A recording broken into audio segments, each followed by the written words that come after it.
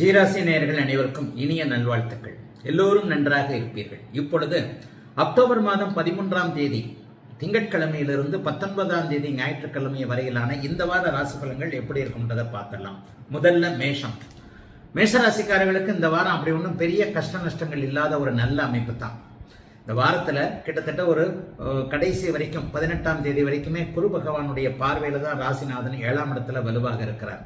சந்திரனுடைய இயக்கங்கள் 3, 4, 5, 6 என்கின்ற நல்ல இடத்தில் இருப்பது அவர் அம்மா தேவரையை நோக்கி போய் கொண்டிருந்தாலும் கூட ஓரளவுக்கு நல்ல பலன்களை தரக்கூடிய அமைப்பில் தான் இருக்கிறாரு. வாரத்தின் முதல் நாள் அவர் 3ஆம் இடத்துல சந்திரன் இருப்பது நல்ல அறிமுகங்கள், அதாவது திங்கட்கிழமையிலிருந்தே ஒரு நல்ல அறிமுகங்கள் கிடைக்கக்கூடிய தன்மை, பெரிய கஷ்ட நஷ்டங்கள் எதுவும் இல்லாமல் எதையும் சமாளிக்க முடியும் என்கின்ற அமைப்பு கண்டிப்பாக மேஷராசிக்காரர்களுக்கு உண்டு. இந்த வாரம் சந்திராஷ்டிரம அமைப்புகளும் இப்போது கண்டிப்பாக கிடையாது. அதனால எதையும் தைரியமாக செயல்படுத்தக்கூடிய தன்மைகள் இந்த வாரத்தில் உண்டு. அதே மாதிரி செவ்வாய்க்கிழமை பார்த்தீங்க அப்படின்னு சொன்னா 4ஆம் இடத்துல சந்திரன் ஆட்சி என்கின்ற அமைப்பை அடைகிறார்.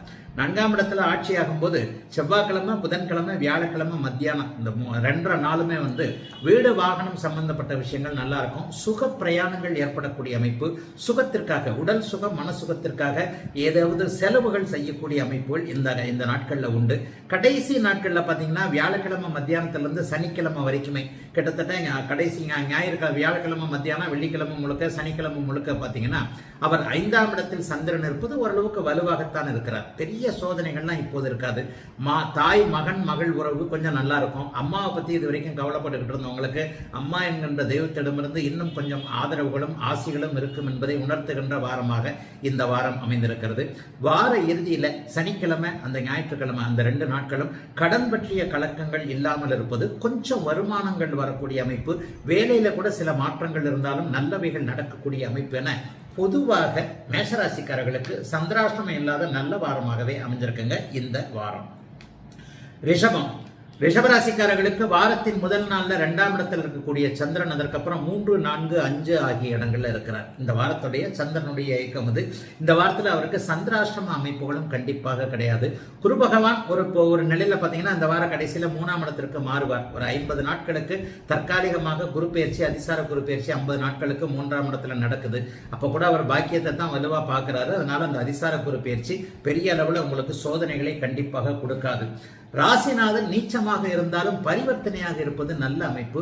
அதை போலவே புதனும் செவ்வாயும் 6ஆம் இடத்துல வலுவாக இருக்கிறது கடன் சார்ந்த விஷயங்கள், எதிர்ப்பு சார்ந்த விஷயங்கள்ல இந்த தடவை கலக்கத்தையே உண்டு பண்ணாது. செவ்வாய்க்கிழமை, புதன்கிழமை, வியாழக்கிழமை மத்தியானம் இந்த 2 நாளுமே 3ஆம் இடத்துல சந்திரன் இருப்பது, அதுவும் ஆட்சி பலத்தோடு இருப்பது உங்களுக்கு முயற்சிகளுக்கு நல்லது. கலைத்துறையில் இருக்கக்கூடியவர்கள், மீடியா துறையில் இருக்கக்கூடியவர்கள் ஒரு மாதிரி புத்திசாலித்தனத்தால் தன்னுடைய அறிவை உபயோகப்படுத்தி கொஞ்சம் பணம் சம்பாதிக்க வேண்டும் என்கின்ற எண்ணத்தில் இருப்பவர்களுக்கு செவ்வாய், புதன், வியாழன் மதியம் வரைக்கும் நல்ல அறிமுகங்கள் கிடைக்கும். நண்பர்களால் உதவிகள் கிடைக்கும். முயற்சிகள் பலிக்கும். தொட்டது அப்படியே நல்லது நடக்கக்கூடிய அமைப்புகள் அப்போது கண்டிப்பாக உண்டு. அதனை அடுத்து பார்த்தீங்கன்னா வெள்ளிக்கிழமை, சனிக்கிழமை இந்த 2 நாட்களும் சந்திரன் 4ஆம் இடத்தில் இருக்கக்கூடிய அமைப்புகளில் வீடு வாகனம் சார்ந்த விஷயங்கள்ல கொஞ்சம் நல்லது நடக்குங்க. ஒரு வீடு கட்டலாம்ன்ற எண்ணங்கள் இருக்கிறவங்க, ஒரு பிளாட் வாங்கலாம்ன்ற எண்ணங்கள் இருக்கிறவங்களுக்கு கொஞ்சம் ஆறுதலான விஷயங்கள். இங்கே போய் பார்க்கறது, அங்கே போய் பார்க்கறது, அவரவருடைய தசாபுக்தி அமைப்புகளின்படி ரிஷபராசிக்காரர்கள் எல்லாரும் வீடு வாங்கிடலன்னா கூட வீடு சார்ந்த விஷயங்கள்ல ஒரு பாசிட்டிவான அமைப்புகள் கண்டிப்பாக வீடு வாகனம் சார்ந்த விஷயங்கள்ல வெள்ளிக்கிழமையும் சனிக்கிழமையும் நடக்குது. அதனை அடுத்து கடைசி நாள் ஞாயிற்றுக்கிழமை பார்த்தீங்கன்னா 5ஆம் இடத்துல போய் சந்திரன் நீச்ச சுக்கிரனோடு சேருகிறார். சுக்கிரன் பரிவர்த்தனையாக இருப்பதால் பெரிய கஷ்ட நஷ்டங்கள் இருக்காது. பெண்கள் சார்ந்த உறவுகளில் மட்டும் கொஞ்சம் மனக்கலக்கங்கள் இருக்கும் அந்த வார கடைசியில. அதை தவிர்த்து கஷ்டங்கள் எதுவும் இல்லாத நல்ல வாரமாகவே அமைந்திருக்கிறது இந்த வாரம்.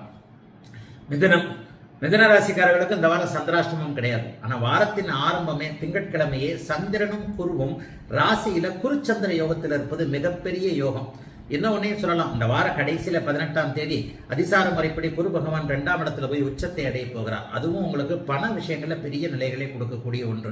சந்திரனுடைய மூவ்மெண்ட்னு பார்த்தோம்னா ராசியில இருக்கக்கூடிய சந்திரன் ஒரு நாள்ல தான் இருக்கிறார். செவ்வாய்க்கிழமை, புதன்கிழமை, வியாழக்கிழமை அப்படியே வரிசையா 2, 3, 4 என்கின்ற அதி அற்புதமான அமைப்புகள்ல இருக்கக்கூடிய ஒன்று.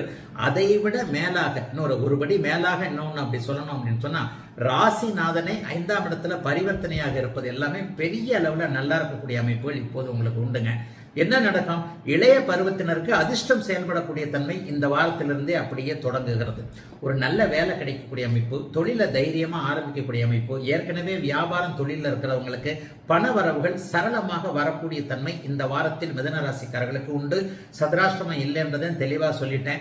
வாரத்தின் முதல் 2 நாட்கள் செவ்வாய்க்கிழமை, புதன்கிழமை, வியாழக்கிழமை மத்தியானமே யாருக்கிட்டையாவது பணம் கொடுக்கணும் வாங்கணும்னா அது நல்ல நாள். பணம் வாங்குவதற்கு வருவதற்கு ஏற்ற நாட்களாக அந்த நாள் அமைஞ்சிருக்குது.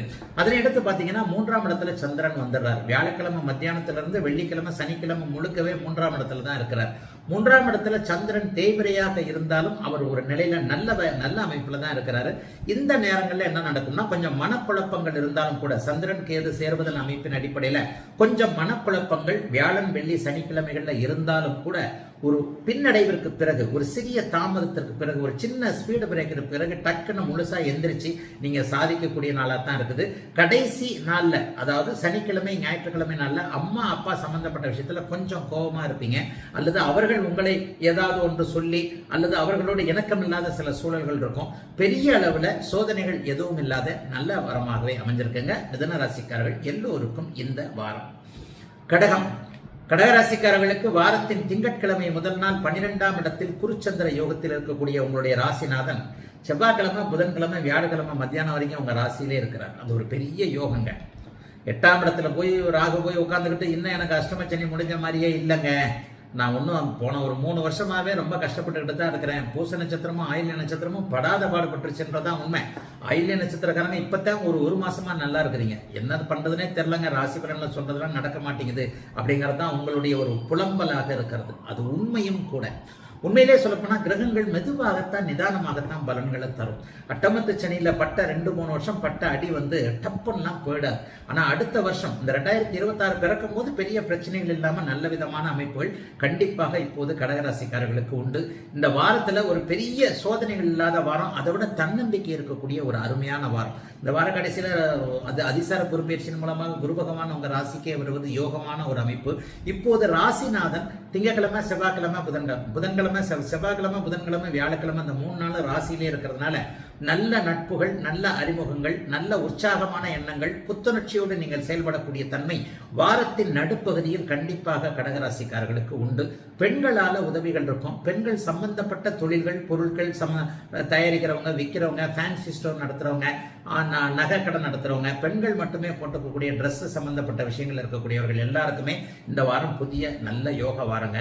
எதையும் ஒரு முயற்சியை தைரியமா தாராளமா எடுத்து செய்யலாம். அட்டமத்து சனி மாதிரி பெரிய கஷ்டங்கள்லாம் வராது. இன்னும் ஒரு 15-20 வருஷத்திற்கு அடுத்து உங்களுக்கு ஜென்மச்சனி வரும்போது மட்டும்தான் கோட்சார ரீதியாக செட்பேக் இருக்கும்.